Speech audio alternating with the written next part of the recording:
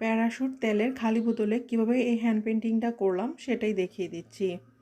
আমি প্রথমে সোপ দিয়ে বোতলটা ওয়াশ করে নিয়েছি আর এই ধরনের অ্যাক্রিলিক কালার দিয়ে হ্যান্ড পেইন্টিংটি করে নিব। শিউলি ফুলের ডিজাইন আঁকছি, 0 সাইজের তুলি নিয়ে নিয়েছি। ছোট ছোট করে কিছুটা দূরে দূরে আমি কয়েকটি ফুল এঁকে নিব। ফুলগুলোর ফাঁকে ফাঁকে আমি ছোট করে কলিও এঁকে নিচ্ছি। পর্যাপ্ত পরিমাণে ফুল এবং কলি এঁকে নেওয়ার পর এখন কমলা রঙের কালার দিয়ে এই ফুলগুলোতে এরকম করে লম্বা লম্বা ডাল এঁকে নিব। কয়েকটা ডাল আমি উপর থেকে আঁকবো আর কয়েকটা ডাল নিচ থেকে এঁকে নিব। ফুলগুলোর পাশাপাশি কলিতে এভাবে দাগ দিয়ে নিয়েছি। তো আমার পর্যাপ্ত পরিমাণে ফুল এবং কলি এঁকে নিয়েছি।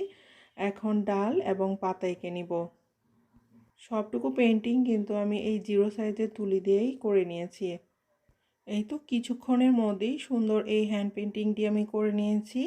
আর বেশিক্ষণ অপেক্ষাও করতে হয়নি। আমি এখানে পানির মধ্যে একটি লাকি ব্যাম্বোর ডাল রেখে দিয়েছি এবং রোদের মধ্যে শুকোতে রেখে দিয়েছি।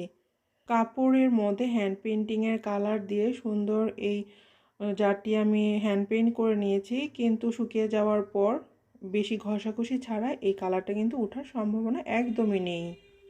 প্লাস্টিক বোতল ছাড়াও অ্যাক্রিলিক কালার দিয়ে এই কাচের বোতলেও আমি হ্যান্ড পেইন্ট করেছি।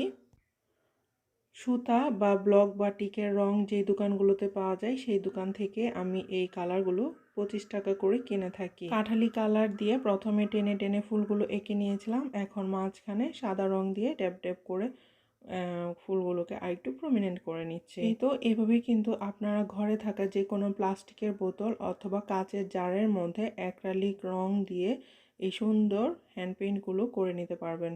তো 0 বাজেটে সুন্দর এই প্লেন্টারগুলো রেডি। তো ভিউয়ার্স, আজকে এ পর্যন্তই। সামনে আবার নতুন ভিডিও নিয়ে হাজির হব। আল্লাহ হাফেজ।